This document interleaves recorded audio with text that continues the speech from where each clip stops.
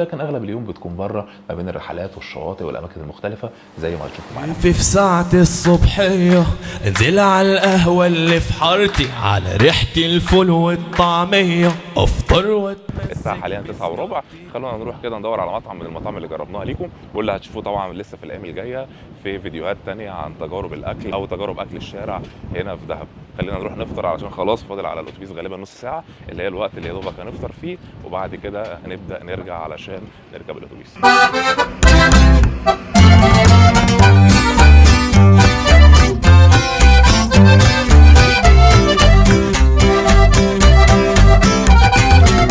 في كده حلقه خاصه بتجارب اكل الشارع هنا في دهب هتشوفوها، هيكون فيها الكلام ده بشكل تفصيلي. لكن احنا النهارده ماشيين جينا برضو هنا لان المطعم بيعتبر واحد من اجمد المطاعم اللي بتقدم الاكل الشعبي. احلى حاجه عندهم مميزه كده باختصار على ما تشوفوا الحلقه الثانيه هو البطاطس الفريسكس اللي قدامكم ديت. كمان قراصه الطعميه عندهم زي ما انتم شايفين، بنتكلم في حجم يعني خرافي. كمان مقرمشه القرمشه الصح والمظبوطه. عندهم هنا كمان طبق الفول زي ما انتم شايفين، بيكون الحجم بتاعه كبير جدا، متغرق زيت متغرق طحينه، كل حاجه انت محتاجها هتلاقيها.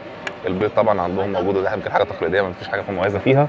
ويطلبوا من عندهم البتنجان ده لانه مقلي وبيكون طري جدا زي ما انتم شايفين، حاجه كده دايبه دوب.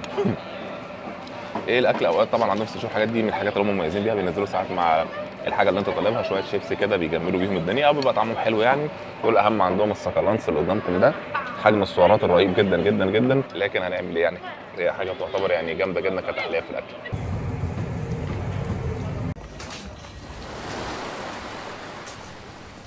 هي دي طبيعه الحياه، الناس لسه واصله وهيبداوا الاجازه بتاعتهم وناس ثانيه مروحه. النهارده الاجازه بتاعتنا خلاص كده انتهت يعني على خير. الرحله كانت جميله جدا جدا جدا، دهب من احلى الاماكن اللي انا بحبها. احنا هنا بنتكلم عن رحله اقتصاديه، هحط لكم طبعا السعر كام لحد دلوقتي لسه ما اعرفش ثمن الرحله كام. احنا هنا بنتكلم عن شركه اقتصاديه وكامب، لو مش هتقدر تتاقلم مع فكره الكامب او فكره السكن الاقتصادي يعني حاول انك تدور على فندق هيكون مناسب جدا ليك. اما فكره الكامبات فهي بتكون مناسبه جدا لدهب، وبالنسبه لي كانت تجربه بتعتبر كويسه جدا. الكامب واللي اسمه دهب ان موجود هنا في قلب الممشى، هو مجرد بس شارع صغير. اول ما بنخلصه بنلاقي نفسنا هنا في قلب الممشى، كل الخدمات اللي انت محتاجها حواليك، حتى لو محتاج تشتري هدوم ناقصاك، مايو، لبس، اي حاجه ناقصاك يعني، اكل شرب، سوبر ماركت زي غزاله ماركت اللي بيعتبر السوبر ماركت الكبير هنا او المشهور يعني. في طبعا ماركتات كتير جدا فيها كل حاجه انت ممكن تحتاجها. الكلام ده كله هتلاقيه جنبك هنا، مش هتحتاج ان انت تركب مواصلات او تمشي مسافات كبيره. الكامب بيعتبر اقتصادي لكن مع ذلك التكييف كان شغال وكان شغال كويس جدا. المياه السخنه طول الوقت موجوده، مفيش حاجه اسمها ميه بتقطع ولا الكهرباء بتقطع ولا موجود حشرات.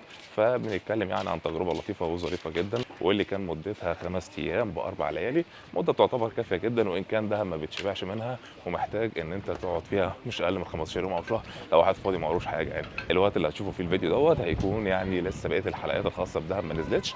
ده غالبا هتبقى الحلقه الاولى اللي هيبقى فيها رحله الذهاب والوصول للفندق وشكل الفندق عامل ازاي والمشاهد اللي انتم شايفينها حاليا دلوقتي. فزي ما انتم شايفين الشارع الصغير جدا اللي ورايا ده اللي بيخرج على الكامب. اما ورانا هنا ففي غزاله ماركت لو انت محتاج ان انت تشتري اي حاجه. المكان طبعا اللي جنبه نقطه الشرطه المشهور جدا، واللي جنبنا هنا طبعا منظر البحر الرائع جدا اللي بتشوفه اول ما بتخرج من الكامب. فاحنا هنا بنتكلم عن سعر بيعتبر معقول، او السعر ده لوحده لو انت جيت مواصلات هتدفعه هنا. لكن احنا هنا بنتكلم ان السعر دوت شامل حاجتين، المواصلات رايح جاي وكمان الاقامه في الكامب طول مده الرحله اللي هم 5 ايام يعني ب4 ليالي. هنا في ده في بدائل ثانيه هتشوفوها لسه في الحلقات اللي جايه يعني، عشان دي الحلقه اللي لسه هتبقى في الاول، واللي هي عباره عن مجموعه شقق اللي بتبقى موجوده في العتله هناك، واللي انا طبعا بفضلها بشكل شخصي، اللي بتقدر وانت قاعد هناك تبقى شايف البحر قدامك. المكان كمان كله رايق وكافيهات، مش محتاج تنزل الكافيهات هنا اللي فيها مينيمم شارج والقصص دي كلها. بتقدر هناك انك تنزل المايه في اي وقت وترجع تاني للسكن بتاعك، معاك حاجه عايز تشوي، هتستمتع بالرحله فعلا. واللي اسعارها حاليا في الفتره دي بنتكلم في رينج من 2000 ل 2000 ونص، واللي بيعتبر كويس جدا لو انتم مجموعه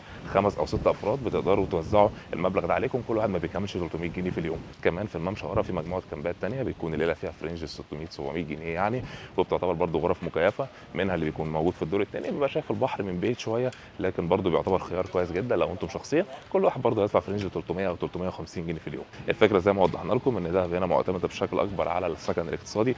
فكره ان انت كل يوم كده من اول الصبح اللي انت ماشيه في الممشى زي ما انتم شايفين كده لحد الرحلات اللي انت بتطلعها او الشواطئ اللي بتقدر تروح كذا شاطئ منها في يوم واحد. باختصار انت ما بتبقاش فاضي يعني. الموضوع هنا مختلف عن شرم او الغردقه اللي بتكون قاعد طول الوقت في الفندق، الوجبات بتاعتك كلها بالكامل داخل الفندق، يعني طبعا بنتكلم اول انكلوسيف. لكن هنا ده بالنسبه لي الاجمل فيها هو الحريه، الوقت اللي بتاكل فيه براحتك، المطاعم اللي انت بتختارها كل يوم بتاكل في مطعم شكل. وبالنسبه لي طبعا المطاعم بتبقى افضل في الطعم من اكل الفنادق. كمان الحريه في تحديد اوقات الصحيان، اوقات النوم، بتمشي السيستم حسب ما انت عايز يعني، مش حسب ما برنامج الرحله بيقول. كمان اكتر حاجه بتميز دهب هنا هو ان اغلب الشواطئ يعتبر قريبه منك، يعني في اماكن كتير جدا مفتوحه، مش محتاج ان انت تقعد في كافيه او في مطعم علشان تقدر ان انت تنزل الميه بمنتهى السهوله. في اماكن كتير مفتوحه زي اللي جنب دي، او زي ما الاجانب كمان بيعملوا الصبح بدري، بييجوا بيبداوا ينزلوا هنا الميه، بعد كده بيطلعوا خطوات قليله بيوصلوا للمكان اللي هم مقيمين او ساكنين فيه. منطقه الممشى اللي احنا موجودين فيها ديت المفترض ان ممنوع العربيات تدخل هنا، والفتره الاخيره مؤخرا منعوا السكوترز كمان.